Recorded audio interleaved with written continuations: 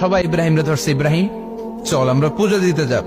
সাইয়েদনা ইব্রাহিম ফানাযারা নাযরাতান ফিন নুজুম, তাকালেন আকাশে আর বললেন ইন্নী সাকিম, আমি যেতে পারবো না, আমি অসুস্থ। আমি কি আসলে সুস্থ ছিলেন? তো অসুস্থ বললেন কেন? কারণ অসুস্থতা দুই ধরনের, একটা শারীরিক আর একটা সাইয়েদনা ইব্রাহিম মানসিক ভাবে প্রচন্ড বিপর্যস্ত ছিলেন, অসুস্থ ছিলেন। এর কারণ গোটা উম্মাত মূর্তির পূজা করে, এই দৃশ্য দেখে কোন নবী মানসিক ভাবে সুস্থ থাকতে পারে? উনি বললেন আমি অসুস্থ, তোমরা যাও। সবাই বলল ঠিক আছে আমরা যাই। ইব্রাহিম তুই আমাদের ঘরের মূর্তিগুলারে পাহারা দে। মূর্তি পাহারা দেওয়ার জন্য কারে পাওয়া গেছে? সাইয়েদনা ইব্রাহিম কয় ঠিক আছে আজকে পাহারা দি, মুজাম্মের পাহারা, যা তোরা দিতাছি, পাহারা দিতেছি যা। এইবার সাইয়েদনা ইব্রাহিম মূর্তির ঘরে ঢুকলেন, দেখেন কি সুন্দর কথোপকথন আল্লাহ তুলে ধরলেন। আল্লাহু আকবার। মূর্তির ঘরে, দেবীর ঘরে ঢুকে উনি ঘুরে ঘুরে তাকায়, দেখে একটা এমনি হাত আর একটা ব্যাগ করে 14-15টা হাত নিয়ে তাকায় আছে। উনি সবগুলোর সামনে এভাবে তাকায় আছে, দেখে এক একটা এক এক চেহারা, একটা হাতির গণেশ স্টাইলের, আর একটা এরকম, আর একটা নারীর, আর একটা বাঘের, আর একটা তলোয়ার নিয়ে আইতাছি কোপায় ফেলাম আছে না নাই। সবগুলোর সামনে যায়, যে দেখে আর অবাক হয় কত ধরনের খোদার কাছে এরা কত কিছু চায়। আর যে দেখে প্রত্যেকটার সামনে ডেজার্টস আইটেম, মিষ্টান্ন, এক একটার সামনে রসমালাই, এক একটার সামনে কালো জাম, লাল জাম, রসগোল্লা, চামচাম, দুধ মালাই, মালাই চপ আছে না নাই। জিব্বায় পানি চলে আসছে নাকি? তো সাইয়েদনা ইব্রাহিম অবাক, কিরে এত মূর্তি, এত ডিজাইন, এত ভাবে এরা অঙ্গভঙ্গি করে আছে, এত খাবার দেয়া, খায় না কেন? সাইয়েদনা ইব্রাহিম ভাবলেন মনে হয় নাগাল পাই না, আমি একটু তুল্লা ধরি। উনি রসমালাইয়ের বাটিটা নিয়ে যেটা হা করে আছে ওইটার সামনে যায়, কয় খা। কি কয়? বানাই করতেছি মনে হয়। ফারাগা ইলা আলিহাতিহিম, মূর্তিগুলোর কাছে গেলেন। ফাকালা আলা তাকুলুন, খাবি না? খাবি না দাদা, আমি কিছু খা, কোরআন থেকে বলছে, ঠিক কিনা? উনি ভাবলেন ওরা হয়তো খেতে পারে না, নাগাল পাচ্ছে না, কিংবা আমারে দেখে লজ্জা পাচ্ছে।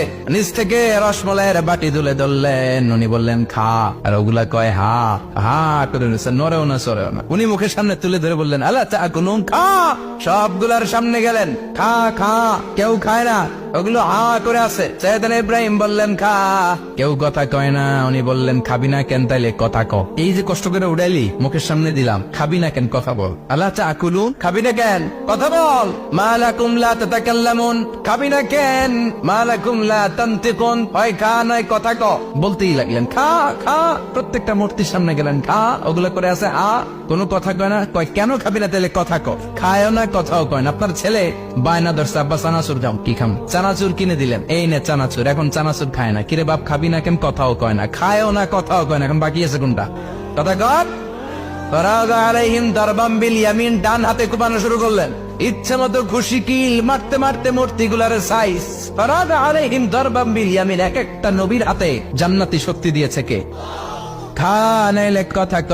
খায় না, কথাও কয় না, বাকি আছে মায়ের। মারতে শুরু করলেন, মারতে মারতে সব শেষ। তারপরে খুঁজে পেলেন একটা কুড়াল। কি পেলেন? কুড়াল দিয়ে মারতে আরো সুবিধা, খালি এটারে এভাবে মারে, ওইভাবে মারে। মারতে মারতে যতগুলো মূর্তি ছিল সবগুলো মেরে বড় মূর্তিটার গায়ে মারতে যাবে, ইন দা মিনটাইম স্টপ, কয় না এটারে মারো না। ফাজআলাহুম জুদাদান, সবগুলারে টুকরা টুকরা, ইল্লা কাবীর আল্লাহুম, 12টা ছাড়া ওইটারে রেখে দিলেন। আর বুদ্ধি করে কুড়ালটারে বড়টার কান্দে ঝুলাইয়া দিলেন, বড় মূর্তিটার কাদের মধ্যে ঝুলাই দিলেন। ঘটনাটা সুন্দর হয়েছে না? এখন কেমন যেন মনে হয় এটা কুপাইয়া দাঁড়া রয়েছে বাবার বেটার মতো। বড় পূজার শেষ, পূজার দিনক্ষণ শেষ। বিকেল বেলা পূজা মণ্ডপ থেকে সব এসে দেখে সর্বনাশ। পাহারাদার ইব্রাহিম কই, আনতা ফাআলতা হাযা বিআলিহাতিনা ইয়া ইব্রাহিম। ইব্রাহিম সর্বনাশ কে কইছে? তুই কইছত নি? কই আইনো, বড়টাই কইছে, ওইটারে জিজ্ঞেস করো। বল ফাআলাহু কাবীরুহুম হাযা ফাসআলুহুম ইন কানু ইয়ানতিকুন, কোরআন থেকে বলছে, আমি করি নাই। ওই দেখ কুড়ালটা কার কান্দে, বড়টার কান্দে, ওইটারে জিগা। সবাই কই খাইছে। সবাই বলে ইব্রাহিম তুমি কি জানো না এগুলো কথা বলে না?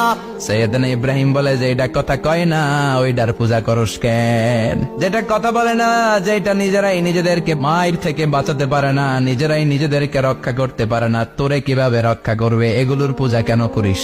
ফাবুহিতাল্লাযী কাফার, কারো কোনো জবাব নাই, লাজা। সবাইকে ইব্রাহিম তুই বড্ড বেড়ে গিয়েছিস, তোরে নমরুদের কাছে নেওয়া হবে, রশি দিয়ে পেঁচিয়ে নমরুদের কাছে নেওয়া হবে। নমরুদের নাম শুনছেন? শোনেন নাই বোধহয়, শোনেন নাই? পৃথিবীতে 4 জন বাদশা ছিল, যারা গোটা বিশ্বের বাদশা, গোটা বিশ্বের। 2 জন কাফের, 2 জন মুমিন। মুসলমানের একজন হচ্ছে জুলকারনাইন, আরেকজন হচ্ছে সাইয়েদনা সুলাইমান। কাফেরের একজন হচ্ছে বাখতানাসার, আরেকজন হচ্ছে নমরুদ। এই নমরুদের কাছে নিয়ে যাওয়া হলো রশি দিয়ে বেঁধে। এবার নমরুদের সাথে কি ডায়ালগ মারছে এটা তো আর কোরআনে নাই। কথা কও। এটাও আছে। নমরুদ বলে, ইব্রাহিম শুনলাম তুমি নাকি আমাদের খোদাগুলোরে মারছো, তুমি নাকি কোন আল্লাহর ইবাদত করো, তুমি নাকি কোন নতুন রবের তথ্য নিয়ে আমাদের বাবেল নগরীতে আগমন করেছো। আমি ছাড়া কোনো খোদা আছে বলে তো আমি শুনি নাই, এই বাবেল নগরীতে আমি ছাড়া কোনো খোদা আছে আজকে নতুন শুনলাম। কে তোমার খোদা, কি তার পাওয়া? এবার ডায়ালগ মারা শুরু করলেন সাইয়েদনা ইব্রাহিম। সাইয়েদনা ইব্রাহিম বললেন, রব্বি আল্লাযী ইউহয়ী ওয়া ইউমীত, আমার রব এমন রব যিনি জীবন দেয় আবার মরণও দেয়।